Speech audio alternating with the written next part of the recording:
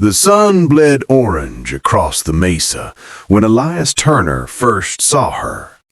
A woman in a dust-stained dress, leading two goats like they were all she had left in the world. She walked straight to him while he mended the corral fence. No hesitation, no preamble. "You need a wife," she said. "I need a home. 2 goats. A legal marriage. That's the deal." Elias stared. He'd seen drought, dust storms, and men lose their minds to whiskey, but never a woman try to bargain herself for livestock. "Who are you?" "Mara Cole." She didn't look away. "And I can't spend another night alone." Something in her voice stopped him cold. It wasn't desperation. It was urgency wrapped in secrets.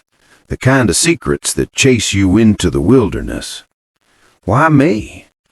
"Because you look like someone who won't ask too many questions." Well, she was wrong about that, but Elias said nothing. He looked at the goats, then at her. "All right," he heard himself say, "let's get married." The Reverend married him as the last light faded. No witnesses, no celebration, just an old man, a cold chapel, and 2 people who didn't know each other's middle names. When the Reverend said, "You may kiss the bride," Mara stepped back. "No touching," she whispered. "Not yet." Elias nodded. He'd made stranger deals with harder men. Walking her home through town, he felt every eye on them. The whispers started before they reached the cabin door. A man marrying a stranger for goats? That wasn't love. That was something else. At the threshold, Mara asked, "Do you lock the doors at night?" "Always." "Lock 'em twice. And Elias, if someone knocks after dark, don't answer. Not for anyone. Not for the law. Not for family. No one." "Why?" She didn't answer. Inside, Mara moved through the cabin like she was mapping it, checking the windows, testing the locks, ensuring there was an escape route through every room. Elias watched her work. This wasn't a frightened bride. This was someone who'd learned to survive. "You should sleep," he offered. "I don't sleep," she said. "Not anymore." She sat by the window, a knife across her lap, and waited for the sun to rise. Elias lay in the next room listening to her footsteps pace the cabin floor. Slow, measured, like counting down to something. Just past midnight. 3 knocks, heavy, slow. The kind of knocking that means something. Mara's breathing stopped. Elias heard her stand, heard the knife blade catch the lamplight. "Don't answer," she whispered through the door. "Not for anyone." The knocking came again, then a voice, rough, patient. "We know you're in there, Mara. Come out. This doesn't have to be hard." Mara didn't move, didn't speak. The voice continued, "Your husband can live. You just need to come with us." Elias got out of bed, rifle in hand. He moved toward the door. Mara grabbed his arm so hard it hurt. "No," she mouthed. "They're testing us." The knocking stopped. Footsteps dragged away from the cabin into the darkness. Elias and Mara stood frozen, listening to the silence. "How many?" Elias whispered. 3, maybe 4. "Do you know them?" "I know what they want, and I won't let 'em have it." She returned to the window, knife in hand, and didn't move again until dawn. Morning light flooded through the window. Myra was gone. Not slipped away quietly. Gone. Her goats still grazed outside. Her boots sat by the bed. Her dress lay folded in the corner. Everything but her. She'd walk barefoot into the wilderness with nothing but the clothes she wore. On the table, one thing remained. a wooden charm carved with a strange symbol. Elias picked it up. It felt warm, too warm for wood that had been sitting all night. He stood there, holding it, understanding one simple thing. His wife had been running before she met him, and now she was running from him too. But not away from him. A way to protect him. He grabbed his rifle and his coat and followed her into the pines. Her barefoot trail was easy to follow. She wasn't hiding. She was leading somewhere, moving with purpose toward the mountains. At a burned-out tree, he found the symbol carved deep into the bark. His pulse quickened. Then he saw the blood. Drops, still drying. He knelt, studying the pattern. It wasn't hers. The droplets were too heavy, too deliberate, like someone wanted to frame her path, make it look like she was guilty of something. Further on, torn rope fibers, boot prints that didn't match hers, a drag mark in the dirt. Realization hit like a rifle shot. She wasn't a fugitive. She was being hunted. And she'd married him to create a legal barrier between herself and whoever wanted her dead. He moved faster. He found her tied to a cottonwood, gagged, wrists bleeding from the rope. 3 men in dark suits stood over her. Not bandits, not lawmen, company men, the kind who made people disappear for profit. Elias raised his rifle and stepped into the clearing. "Let her go." One of them turned slowly, hand resting on his gun. "You must be the husband," he said. "Let me explain something, Turner. Your bride here was in Red Hollow 2 months ago when the mining operation leaked poison into the wells. 20 people died. She was the only one who saw what we did, the only one who could prove it." "You killed 'em." "We didn't kill anyone. The poison did. But we covered it up. And when she threatened to talk, we had to discourage her." He smiled. "Now, you can walk away. Forget her. Live your life. Or you can die right here for a woman you married yesterday." Elias looked at Mara. Her eyes were steady, afraid, but unbroken. "She's my wife," Elias said simply, "and I don't leave my own behind." The first man reached for his weapon. "That," Elias said, "was a mistake." The echo of Elias's rifle cracked through the pines like thunder. One man dropped instantly.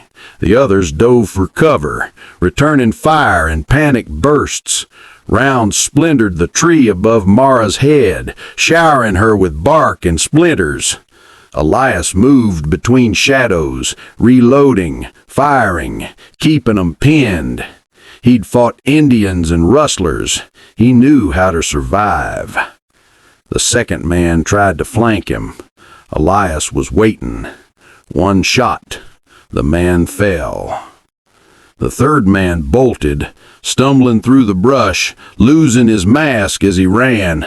Elias could see his face clearly now. Deputy Hadley. The law wasn't hunting Mara. The law was burying the truth. Elias didn't chase him. He cut Mara free instead. Her hands trembled as the rope fell away. "You came back," she whispered. "You actually came back." "You're my wife," he said simply, "and I don't leave my own behind."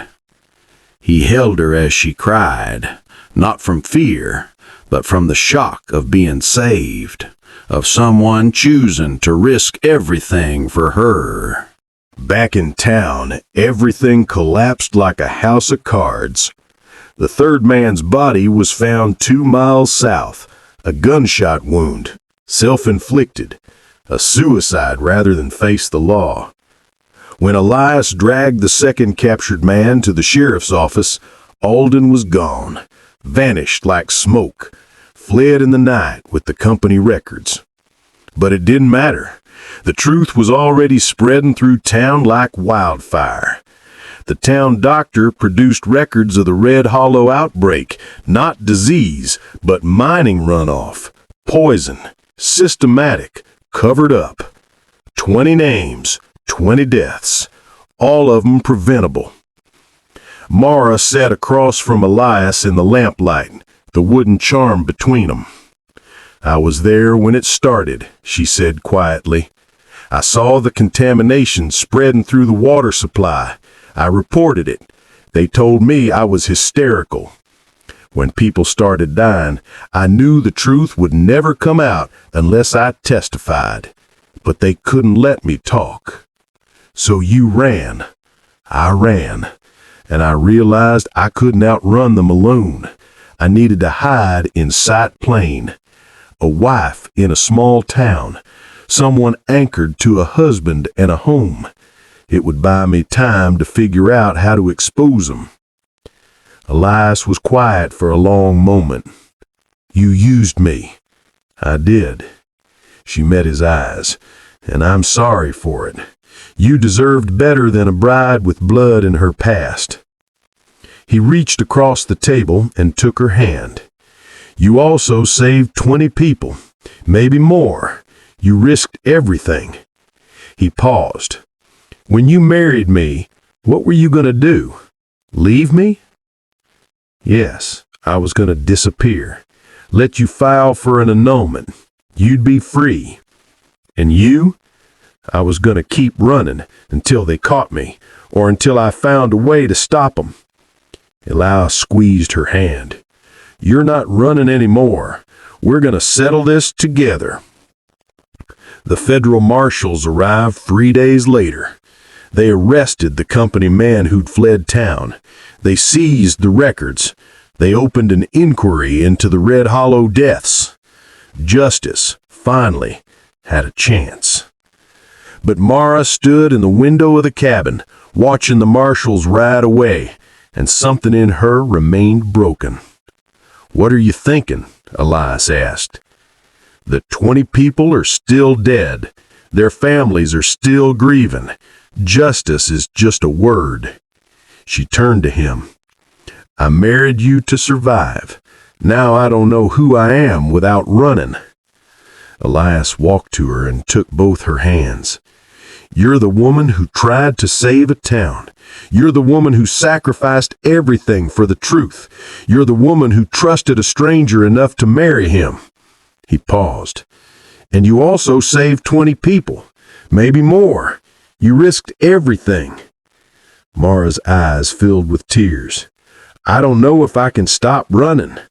"Then don't run alone," he said. "Run with me. Stay with me. Build something with me." She was quiet for a long moment. Then she lifted his hand to her heart. "Okay," she whispered. "I'll stay." The sun set over the mesa like it had every night before.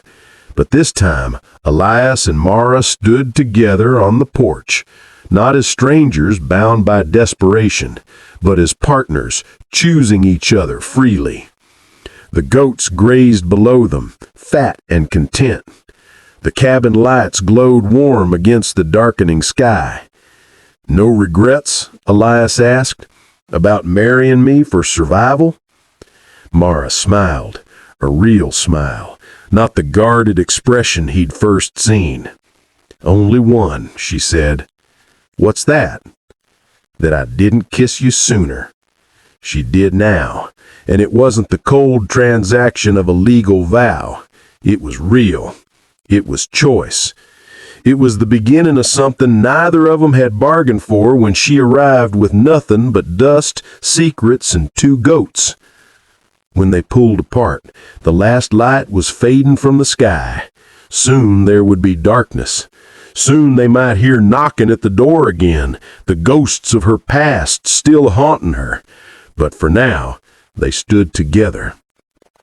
And on the frontier, where lives were bought and sold like livestock, where trust was a luxury few could afford, that was the rarest bargain of all. 2 people, 1 choice, a lifetime to build on it. If you loved this tale of survival, sacrifice, and unexpected love, subscribe to Frontier Love Tales, where every story brings the Dusty West back to life with danger, heartbreak, and characters who choose each other against impossible odds. Ride with us, join the frontier, and never miss the next story.